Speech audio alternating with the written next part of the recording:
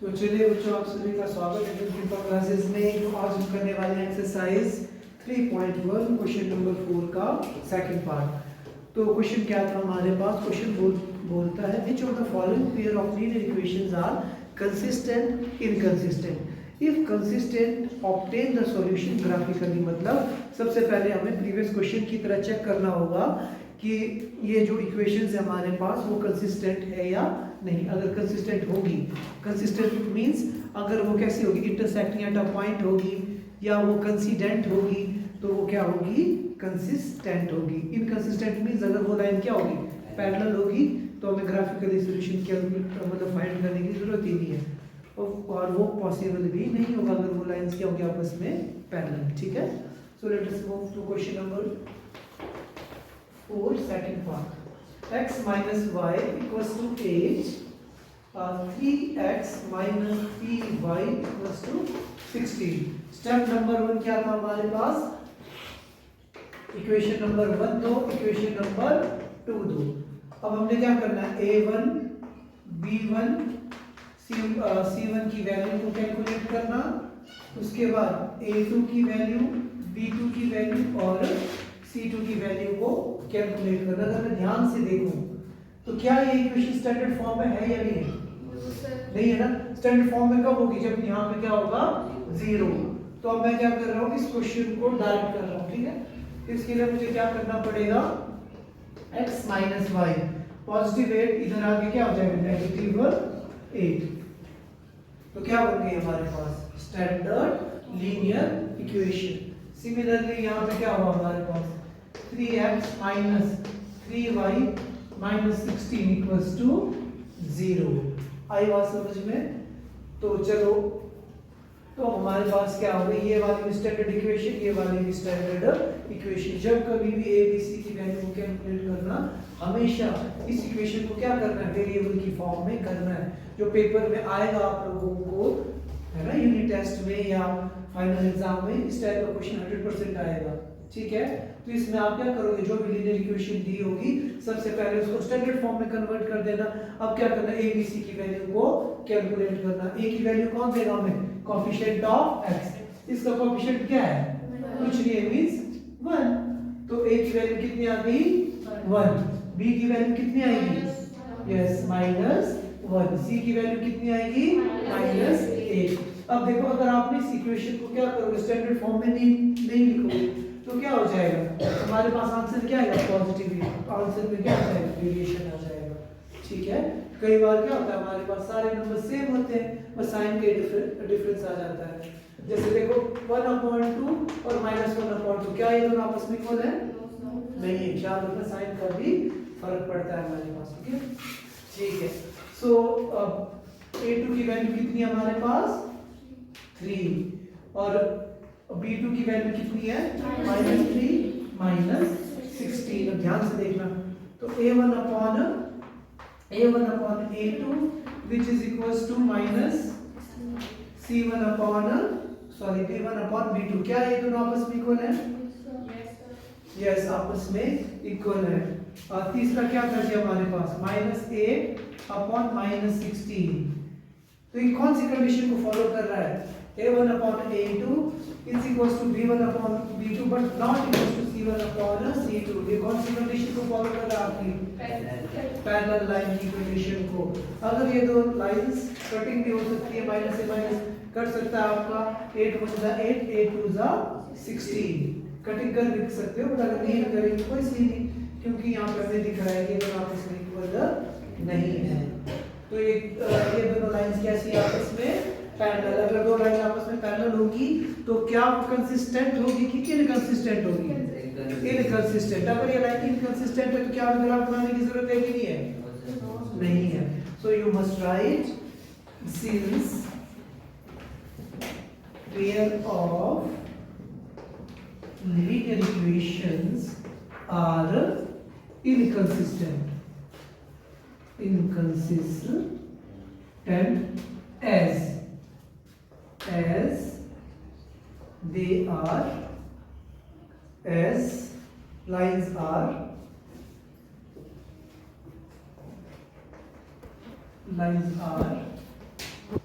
Parallel to each other, that's it. ये question हो गया हमारे पास फिनिश। आई बात समझ में कि नहीं आई? पता लगा? इस तरीके से आपने क्वेश्चंस को करना है, ठीक है? हो जाएगा ना? तो कोई भी क्वेश्चन आ जाए कर लोगे? राइट डाउन किया आप सबने? चलो नीचे से आप क्वेश्चन लिख देता हूँ। So we are doing third part, ठीक है? तो थर्ड पार्ट क्या बोलते हैं हम लोगों को? 2x plus y minus 6 equals to 0 and 4x minus 2y minus 4 equals to 0। Write down किया नीचे? Yes sir. डन ना? ठीक है जी। यहाँ पे ना इसमें भी हमने क्या करना है? सबसे पहले वैल्यूज कैलकुलेट करनी है, तो इसको मैं बताऊंगा नहीं। चलो जी, स्टेप नंबर 1, क्या ये दोनों equations, linear equation standard form में है या नहीं? यस सर, स्टैंडर्ड फॉर्म में है।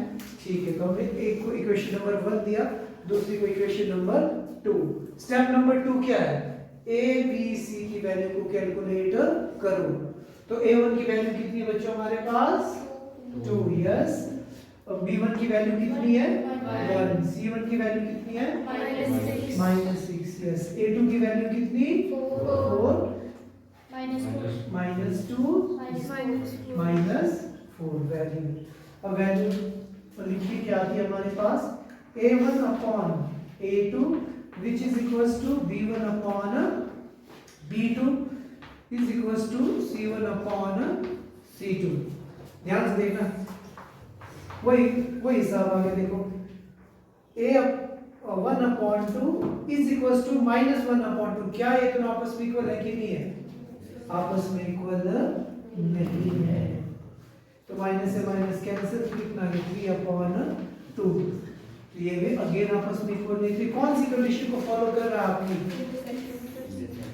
जी, यस। तो क्या ये दोनों pair of linear equations are consistent कि इनकंसिस्टेंट? कंसिस्टेंट। क्यों? क्योंकि जो हमारी लाइंस है वो कैसे intersecting at a point. So you must write since these pair of linear equations are consistent। मैंने बोला कि भाई ये पेयर ऑफ लीनियर इक्वेशंस कैसी है? आपस में कंसिस्टेंट है। क्यों कंसिस्टेंट है? एज लाइन का नेचर कैसा है हमारा? as lines are intersecting in nature, या are intersecting at a point। इसका मतलब क्या हो? intersecting at a point means ये दोनों लाइंस किसी एक पॉइंट पे क्या होती है? आपकी कट होती है। ठीक है जी। अब कंसिस्टेंट है, इसका मतलब हम लोगों को यहाँ पे क्या करना पड़ेगा बच्चों? ग्राफ बनाना पड़ेगा। ठीक है जी। तो ग्राफ बनाना है, तो ग्राफ बनाने के लिए हम लोगों को क्या करना पड़ेगा? सबसे पहले तो इस तरीके से हम क्या कर देते हैं, मैं लाइंस ड्रॉ कर लेता हूँ। ठीक है, फिर आगे देखते हैं क्या होता है। राइट डाउन किया आप सबने? ओके। अब देखो ये सबसे इंपॉर्टेंट पार्ट है हमारे पास, क्या कि इस चैप्टर से हमारे पास 3 मार्क्स का क्वेश्चन आएगा। यूटी में भी आएगा, फाइनल एग्जाम में भी आएगा, एक ग्राफ बनाने को। ठीक है, तो ग्राफ बनाने के लिए क्या करना होता है? अगर तो क्वेश्चन पूछेगा कि भाई जैसे ये वाला क्वेश्चन, इस क्वेश्चन ने पूछा कि भाई क्या ये कंसिस्टेंट है कि नहीं है, पहले पूछा ना इसने, तो आपने क्या बताया? हाँ जी, आपने प्रूफ करके बताया ये कंसिस्टेंट है। तो उसके बाद इसने बोला कि इसके लिए क्या करना, आपने ग्राफ बनाना है। अब ग्राफ भी बना के हमें दिखाना पड़ेगा। आई बात समझ में कि नहीं आई? Yes sir. ठीक है, तो बट पेपर में जो हमें क्वेश्चन आता है उसको नेचर नहीं पूछता, वो जस्ट ग्राफ बनाने को बोलता है। ठीक है, तो उसमें ताम झाम करने की जरूरत नहीं, हम डायरेक्टली जहां से भी स्टार्ट कर रहा हूं ना वहीं से आपने स्टार्ट करना है। ठीक है, स्टेप नंबर 1 जो इक्वेशन दी है ले लो, इस इन दोनों में से सबसे पहले एक इक्वेशन को पकड़ो, चाहे ऊपर वाली जो नीचे वाली, जो मन करता है। ठीक है, मैंने तो फिर ऊपर वाली तो मैं लिखूंगा टेकिंग, अब ध्यान से देखना इक्वेशन नंबर, और कल भी डिस्कस किया था हमने, एक इक्वेशन को लिखा। ठीक है, अब स्टेप नंबर 1 ध्यान से सुनना, एक इक्वेशन को पकड़ो। अब आपने क्या करना है, एक वेरिएबल को इस साइड रखना, दूसरे वेरिएबल को दूसरी साइड ले जाना। अब कोशिश क्या करना है, इस साइड कौन से वेरिएबल को रखना जिसके साथ कोएफिशिएंट नहीं है। ठीक है, जनरली हम क्या करते थे, x को यार रखता था ना, मैं y को ऊपर ले जाता था, बट अब की बात में क्या करूंगा, y को इधर ही छोड़ूंगा। क्यों अब देखना, अगर मैं क्या करूं, x को इधर ही छोड़ दूं, लिखना मत, तो क्या हो जाएगा, -6 पर जाके +6 हो जाएगा, -y हो जाएगा, x की वैल्यू आएगी 6 - y/2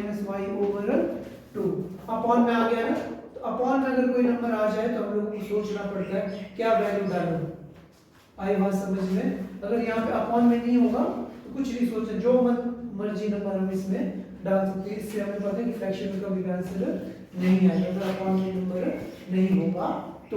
ठीक है, इस प्रॉब्लम से बचने के लिए मैंने क्या करना है, y को इधर ही छोड़ा। ठीक है, समझ में आया? मैंने बोला कि आप क्या करना है, उसको उस वेरिएबल को इस साइड रखना जिसके साथ कोएफिशिएंट नहीं है, जिसके साथ कोएफिशिएंट उसको दूसरी तरफ ले जाना। जैसे अगला क्वेश्चन उसमें तो दोनों तरफ ही है, उसमें फिर चॉइस ही नहीं हमारे पास। ठीक है, तो देखो क्या है, -6 पर चला गया तो क्या बन जाएगा, +6, और ये क्या बन गया हमारे पास, +2x क्या बन गया, -2x। बस सबसे इंपॉर्टेंट काम है ये वाला, ये इक्वेशन ठीक बननी चाहिए। सबको समझ में आ गया कैसे होगा, एक वेरिएबल को इधर ही छोड़ना, बाकी दोनों को दूसरी तरफ ले जाना। अगर कोई भी दरिया क्रॉस करेगा साइन क्या हो जाएगा, चेंज। समझ में आया इतना?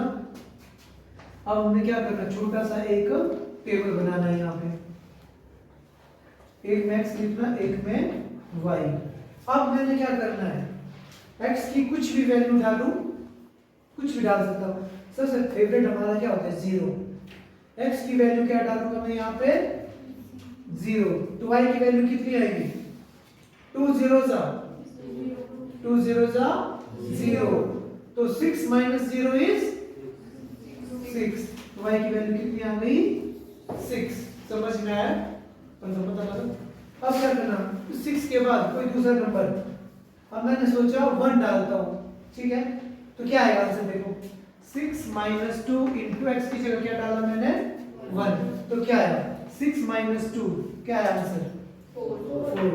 इसका मतलब अगर x की वैल्यू में 1 डालूं तो y की वैल्यू कितनी आ रही है हमारे पास, 4।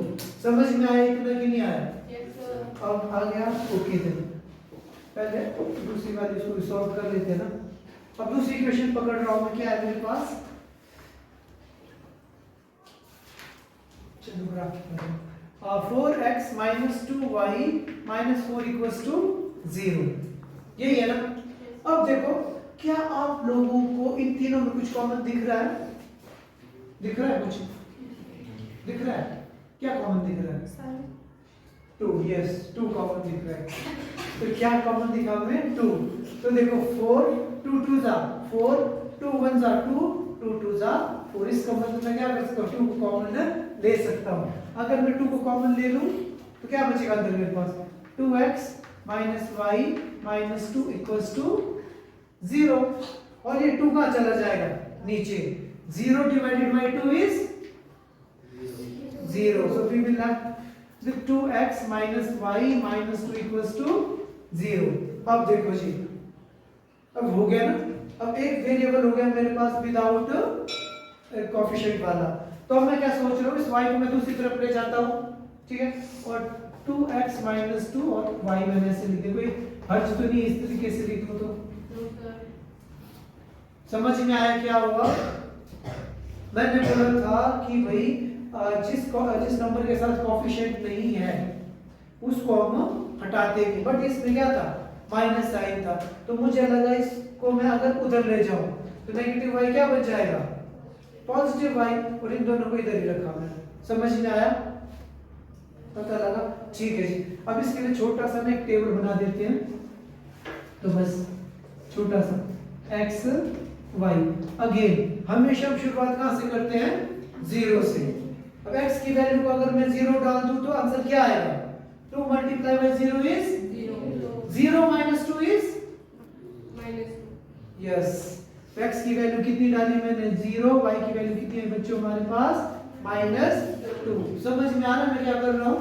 मैं कुछ नहीं कर रहा हूँ, जो भी x की वैल्यू यहाँ पे डाल रहा हूँ ना, इसको डायरेक्ट सॉल्व कर रहा हूँ, क्योंकि अब 10 में हो गया हूँ इसलिए। ठीक है। अच्छा, उसके बाद x की वैल्यू मैंने क्या डाली? सबका फेवरेट क्या होता है 0 के बाद? 1। अब देखो, अगर यहाँ अपॉन में कुछ ना हो ना तो हमारी मर्जी होती है, हमेशा शुरुआत कहाँ से करना? 0 और 1 से शुरू करना। ठीक है। अगर अपॉन में कुछ आ जाए यहाँ पे तब दिमाग लगाना पड़ेगा हमें। ठीक है ना? इसीलिए मैंने क्या किया? कॉमन लिया है। अगर मैं कॉमन नहीं लेता ना तो अपॉन में नंबर आता, फिर कंफ्यूजन क्रिएट करता हूं लोगों को। ठीक है जी। तो कितना आ जाता है? अब मैंने बोला 2 1 जा 2 माइनस 2 इज 0। तो देखो ये आ गई हमारे पास दूसरी वाली इक्वेशन। दूसरी वाली इक्वेशन के लिए ये आ गई फर्स्ट वाली इक्वेशन के लिए। देखो सबसे बड़ा नंबर कितना हमारे पास? 6।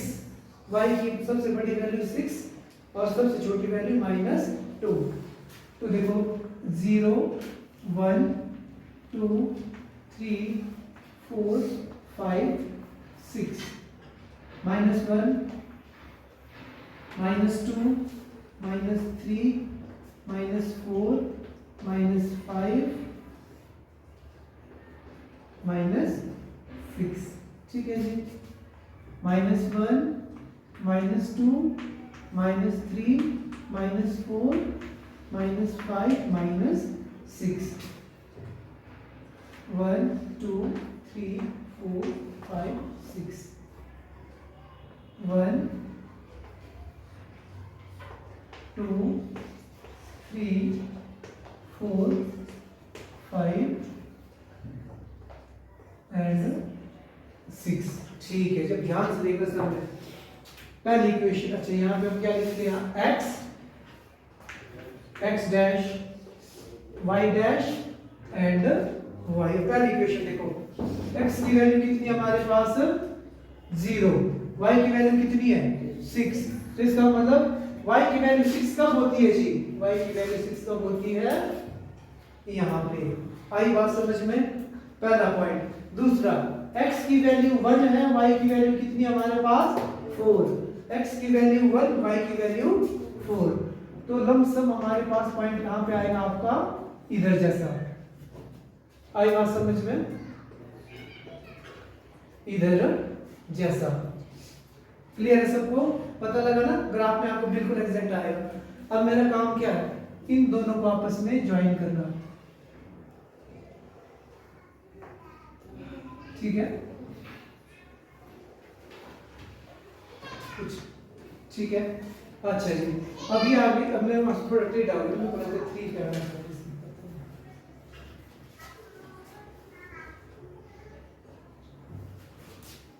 और ऐसे जैसे कर लेता हूँ। ठीक है। मैं इसको लेके आया 3 पे। और दूसरा पॉइंट क्या था हमारा?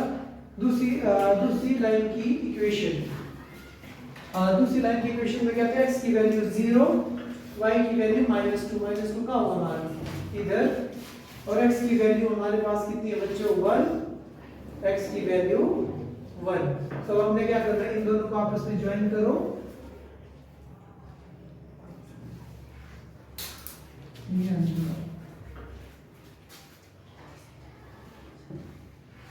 अब इसमें यही प्रॉब्लम होती है ना जब आपके पास ग्राफ ना हो तो। कुछ इस तरीके से। ठीक है। तो मुझे लग रहा है कि शायद इसकी वैल्यू यहाँ पे और कुछ यहाँ पे जैसी कट रही है। ठीक है। तो इसकी वैल्यू आई क्या हमारे पास? अगर इसके अकॉर्डिंग चलो 4 2 4 में 2 जोड़ा तो 4 है, 4 में 6। यस, बिल्कुल ठीक। तो ये आ गया बच्चों हमारे पास इसका आंसर। ये आ गई हमारे पास ये इक्वेशन नंबर 1 का ग्राफ और ये आ गई इक्वेशन नंबर 2 का ग्राफ। और किस पॉइंट पे कटे ये हमारा सॉल्यूशन होगा। ठीक है। तो लोग इसको ऐसे जैसे करके मेरा ना आंसर 2, 2 डेट्स इट। तो फाइनल आंसर क्या होगा इसका? x और y की वैल्यू क्या है हमारे पास? फाइनल आंसर लिखना आपने, x की वैल्यू दिस, y की वैल्यू 2। ठीक है,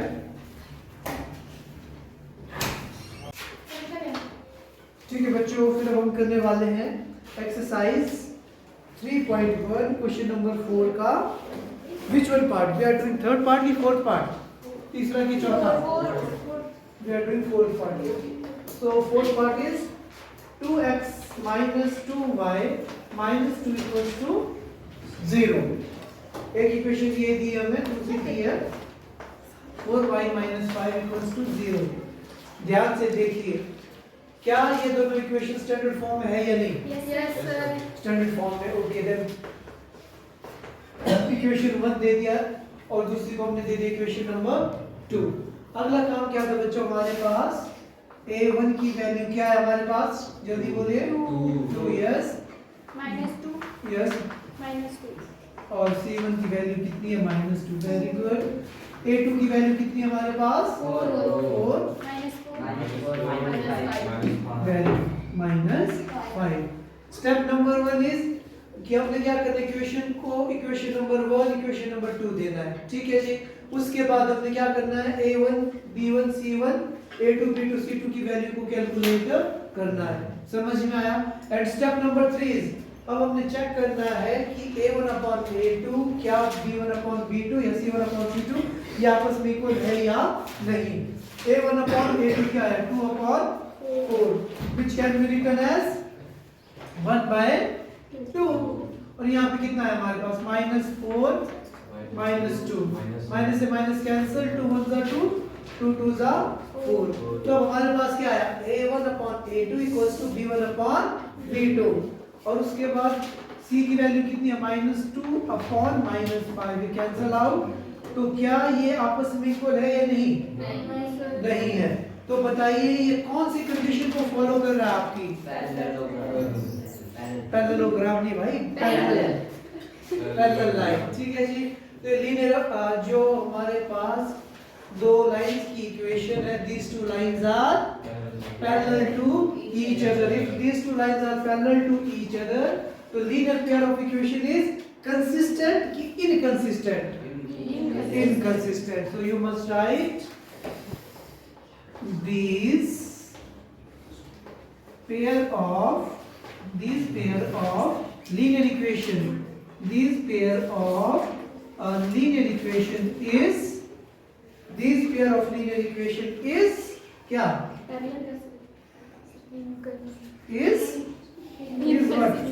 is inconsistent।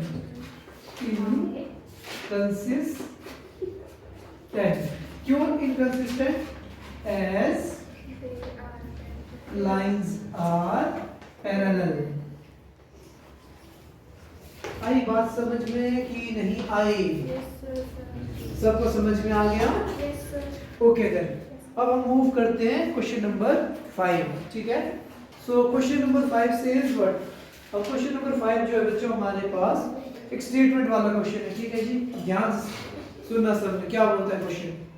ये बोलता है half the perimeter of a rectangular garden. ठीक है, अब एक इक्वेशन किससे बनेगी? पेरीमीटर से बनाएंगे हम। ठीक है जी, और बोलता है कि whose length is 4 more than its width is 36 centimetre. अच्छा, find the dimensions of the garden। कुछ पता लगा? पहली बारी में कुछ पता नहीं लगा, दोबारा करते हैं। ये बोलता है half the perimeter of the rectangular garden whose length is 4 meter more than its width is 36। इसने बोला रेक्टेंगुलर गार्डन के पेरीमीटर का आधा किसके बराबर है? 36 के बराबर है। एक चीज पता लग गई हम लोगों को, पेरीमीटर का आधा किसके बराबर है? 36 के बराबर है। और दूसरी चीज क्या बोली गई इसने बोला whose length is 4 meter more than its width। इसने बोला जो इसका पेरीमीटर है ना, सॉरी जो लेंथ है विड्थ से कितना ज्यादा है? 4 सेंटीमीटर 4 मीटर बड़ा है। समझ में आया? दो चीजों की बात कर रहे हैं, दोनों की हेल्प से हम क्या करेंगे? इस तरीके से दो इक्वेशंस बनाएंगे। आई बात समझ में कि नहीं आई? ठीक है जी, तो राइट डाउन। अब देखो सबसे पहले ये किसकी बात कर रहा है, हमारे रेक्टेंगुलर गार्डन की बात कर रहा है। रेक्टेंगुलर गार्डन मींस कुछ ऐसा जैसा कुछ गार्डन है हमारे पास, ठीक है। अगर मैं मान के चलूं इसकी लेंथ x है तो विड्थ क्या हो, लेंथ को मैंने x माना, विड्थ को क्या माना मैंने y, ठीक है जी। अब इसके बिहाफ पे हम दो कंडीशंस बनेगी हमारे पास, उससे हम दो इक्वेशंस को बनाएंगे। So you must write what, let do question number 5। हम पहले लिख लेता हूं let length of rectangular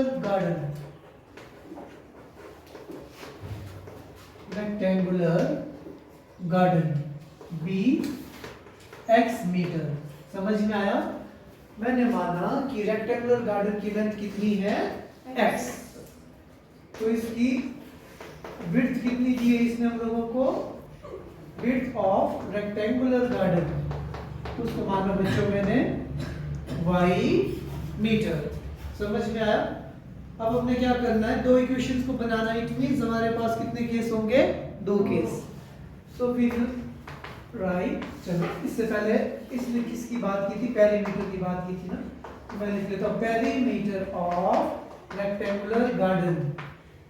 rectangle का पेरीमीटर क्या होता है, क्या होता है, याद है किसी को, क्या होता है रेक्टेंगल का पेरीमीटर? हाँ जी, वंदन ने ठीक बोला, ऋतिक ने ठीक बोला, क्या बोला, 2 into L plus B।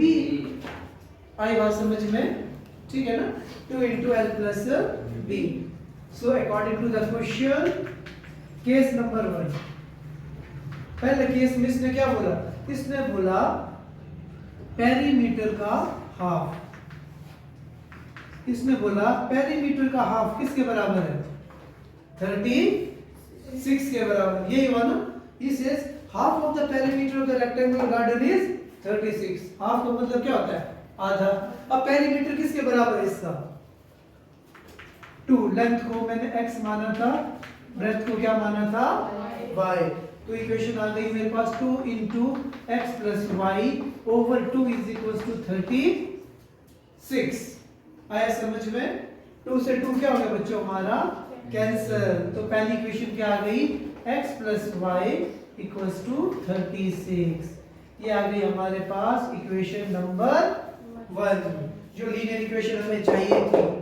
आया समझ में कि नहीं आया? ठीक है जी। अब हम यहाँ से करते हैं जी क्या, now we are doing case number 2। अब इसमें ध्यान से सुनना, इसने बोला कि एक साइड में लेंथ लिख लेता हूँ, एक साइड में विड्थ या ब्रेड्थ लिख लेता हूँ, ठीक है जी। अब ध्यान से सुनना, अच्छा जी ध्यान से देखो, मेरे एक हाथ में 3 चौक है, एक हाथ में एक ही चौक है। नंबर की बात कर रहा हूँ मैं, लेंथ की बात नहीं कर रहा, ठीक है जी। अब बताओ कि दोनों हाथ में बराबर चौक कब होगी, रुकना, इससे पहले एक बात पूछना चाहूँ तो कि यहाँ पे कितनी चौक है, यहाँ पे कितनी है, इन दोनों के बीच में कितने का डिफरेंस है चौकों का, 2 चौकों का डिफरेंस है ना, तो आपस में बराबर कब होंगी, या तो मैं क्या कर दूं, इन 2 चौक्स को माइनस कर दूं, जे में डाल दूं, हो गई बराबर। अब यह क्या तरीका हो सकता है मेरे पास कि ये बराबर हो जाए, जो हाँ जी पहले केस के पास आना पड़ेगा। ये देखो ऐसा केस था ना, अब मैंने बोला क्या करूं मैं, तो मैंने बोला कि क्यों ना मैं जिसमें कम था उसमें 2 ऐड कर दूं। अब क्या बराबर हो गए, हो गए ना। अब देखना क्वेश्चन की ओर, क्वेश्चन क्या बोल रहा था आप लोगों, क्वेश्चन ने बोला whose length is 4 more than its width। इसने बोला लेंथ जो है ना विड्थ से 4 ज्यादा है, तो ये दोनों आपस में बराबर कब होंगे, जब मैं क्या कर दूं, विड्थ में क्या कर दूं 4 4 ऐड कर दूं। आई बात समझ में कि नहीं आई, क्वेश्चन खत्म, फिर समझ में आया ना। हमेशा याद रखना, इसके आगे जब हम सब्स्टिट्यूशन मेथड पढ़ेंगे या एलिमिनेशन मेथड पढ़ेंगे, उस केस में भी हमारे पास इस तरीके की सिचुएशन बनेगी, कोई एक क्वांटिटी ज्यादा होगी, दूसरी क्वांटिटी कम होगी तो हमने क्या करना, एक साइड एक क्वांटिटी को लिखना, दूसरी साइड दूसरी क्वांटिटी को लिखना, ठीक है जी। जो कम होगी उसमें क्या करना, ज्यादा ज्यादा वाला जितना ज्यादा उसको ऐड कर देना, मतलब उन दोनों के बीच में जितनी डिफरेंस होगा ना उसको इसमें ऐड कर देना। तो सेकंड इक्वेशन क्या आ गई मेरे पास, x minus Y equals to 4। आई बात समझ में कि नहीं आई? अब देखो सबसे मुश्किल काम तो हम लोगों ने इस क्वेश्चन में कंप्लीट कर दिया, ठीक है। अब इस क्वेश्चन में ना इसमें बोला नहीं है कि किस मेथड से हमें सॉल्व करना है। अब इस चैप्टर में भी हम कौन सा मेथड पढ़ रहे हैं, ग्राफिकल मेथड। तो हम लोगों को तो क्या करना पड़ेगा, इसको फिलहाल ग्राफिकल मेथड की हेल्प से इसको सॉल्व करना पड़ेगा, ठीक है जी। बट अगर फाइनल एग्जाम में अगर आपको ये क्वेश्चन आता है तो जरूरी नहीं आपने ग्राफिकली करना है। अब जो इसके आगे के मेथड है हमारे पास, सब्स्टिट्यूशन मेथड या एलिमिनेशन मेथड, उसकी हेल्प से आप इस क्वेश्चन को कर सकते हो, ग्राफ से करने की जरूरत नहीं है, ठीक है। बट अब प्रॉब्लम ये है कि हम लोगों को ना सब्स्टिट्यूशन मेथड आता है ना एलिमिनेशन मेथड, ठीक है जी। तो अभी तो हम क्या करेंगे, इसको ग्राफिकली प्रूफ करने की कोशिश करेंगे। आई बात समझ में कि नहीं आई? आ गई, ठीक है। अगर जैसे इसको हम ग्राफिकली की जगह अगर मैं सब्स्टिट्यूशन मेथड से करता तो 2x 32 होगा, बड़ा नंबर है। चलो ठीक है, इतना लिख दिया सबने, राइट डाउन किया, ठीक है। इक्वेशंस याद रखना आपने, है ना।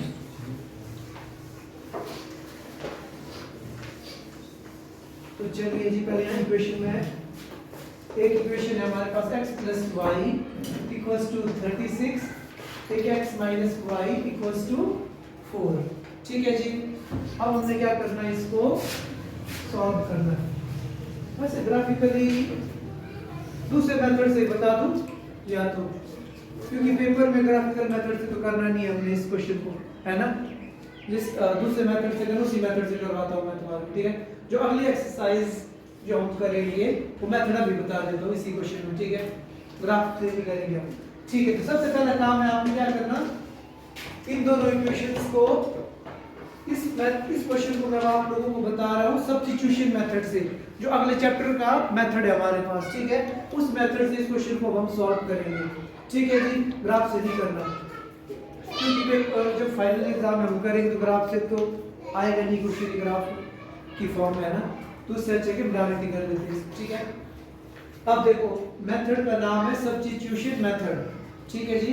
अगले चैप्टर में जो हम पढ़ने वाले हैं उसी को बता रहा हूँ, ठीक है। सब्स्टिट्यूशन का मतलब होता है कि क्या, मैंने बोला कि भाई दुष्यंत आप क्या करो, बाहर जाओ और पानी लेके आओ, ठीक है जी। अब ऐसा हो सकता है कि दुष्यंत की टांग में दर्द हो या दुष्यंत के सिर में दर्द हो रही हो अभी, तो दुष्यंत क्या करेगा, खुद ना जाके वो क्या करेगा, प्रथम को बाहर भेजेगा। उसने क्या किया, अपनी जगह किसी और को भेज दिया और पानी मुझे मिल गया, एक की जगह किसी और को। आई बात समझ में, उसको हम बोलते हैं सब्स्टिट्यूशन मेथड। तो हमने क्या करना है, जो भी दो लीनियर इक्वेशन होगी दोनों की नंबरिंग करनी, इक्वेशन नंबर 1 इक्वेशन नंबर 2। ध्यान से देखना, सबसे इंपॉर्टेंट मेथड है, पेपर में आएगा ये भी। इतना समझ में आया? अब आपने क्या करना, अपनी मर्जी से किसी भी एक इक्वेशन को पकड़ना। इसमें भी कोशिश ये रखना कि भाई उस मेथड मतलब उस इक्वेशन को पकड़ना जिसमें कोएफिशिएंट ना हो, उसे कैलकुलेशन इजी हो जाती है हमारे पास। बट इसमें मजे की बात ये कि दोनों में ही कोएफिशिएंट नहीं है, तो मैं क्या करूंगा, मैं लिखूंगा टेकिंग इक्वेशन नंबर 1। आई बात समझ में? यहाँ तक समझ में आया? अब क्या करना, प्रीवियस क्वेश्चन की तरह एक वेरिएबल इधर ही रहेगा, दूसरे वाले को दूसरी तरफ ले जाना। आया समझ में? जैसे ग्राफिकल मेथड में करते थे उसी तरीके से आपने क्या करना, एक वेरिएबल को इधर रखना, दूसरे वेरिएबल को दूसरी तरफ। यहाँ तक समझ में आया? अब आपने क्या करना, इस x की वैल्यू को किसी भी एक इक्वेशन में डालना है, बट डालना कौन सी इक्वेशन में, जिसको आपने नहीं लिया है। हमने पहली वाली इक्वेशन को पकड़ा है, पहली वाली इक्वेशन में नहीं डालना इसको हम डाल लेंगे सेकंड वाली इक्वेशन में। तो क्या आएगा हमारे पास, put the value of x in equation number 2। हमेशा ख्याल रखना जो इक्वेशन पकड़ी है उसमें नहीं डालनी वैल्यू, अगर वैसा करोगे तो जीरो ही आएगा आंसर, ठीक है। हमेशा दूसरी वाली इक्वेशन में डालना। x की जगह मैं क्या लिखूंगा 36 minus y equals to 4, minus minus plus, sign रहेगा बड़े नंबर का माइनस का, ठीक है। तो ये 36 कहाँ जाएगा दूसरी तरफ, तो क्या बन जाएगा ये माइनस। तो हमारे पास कितना है बच्चों minus 2y equals to plus minus minus, sign किसका लगेगा माइनस का, तो माइनस से माइनस कैंसिल आउट, तो y की वैल्यू कितनी आई 32 ओवर 2, तो y की वैल्यू कितनी आई बच्चों हमारे पास 16। आई बात समझ में, ठीक है ना। ग्राफ में इस करके भी अवॉइड किया ना, क्योंकि 16 तक ग्राफ बड़ा हो जाता था हमारा पेपर में आना भी इसमें ग्राफ करना है। तो y की वैल्यू कितनी आ गई हमारे पास 16। अब आपने क्या करना है इस y की वैल्यू को किसी भी इक्वेशन में डालो, चाहे ऊपर डालो नीचे डालो या यहाँ पे डालो जहाँ मन किया, ठीक है।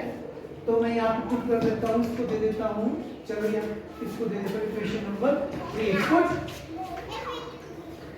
put the value of y in equation number 3rd, so we will get x is equals to 36 minus 16, तो x की वैल्यू कितनी आ गई जी,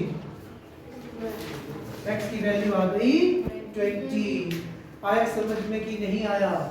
तो अगर आप लोगों को याद होगा तो फाइनल में हम क्या लिखेंगे, देयरफॉर लेंथ को हमने क्या माना था x 20 मीटर और विड्थ को हमने क्या माना था y, कितना आ गया 16 मीटर। इसने बोला था लेंथ और विड्थ के बीच में कितने का डिफरेंस है 4 के बीच का, 20 में 16 माइनस करोगे तो कितना आएगा 4 का डिफरेंस। और उसके बाद इसने क्या बोला था, इसने बोला था हाफ ऑफ द पेरीमीटर, है ना, half of the perimeter is equals to how much, कितना था 36। तो देखो half of the perimeter, perimeter का फॉर्मूला क्या था half into l plus b, l plus sorry perimeter का फॉर्मूला होता है 2 इनटू l प्लस b उसका आधा। कितना आया आंसर, आया 36 की नहीं आया, इसका मतलब आपने बिल्कुल ठीक किया है। इस तरीके से करना है, समझ में आया कि नहीं आया, पता लगा सबको।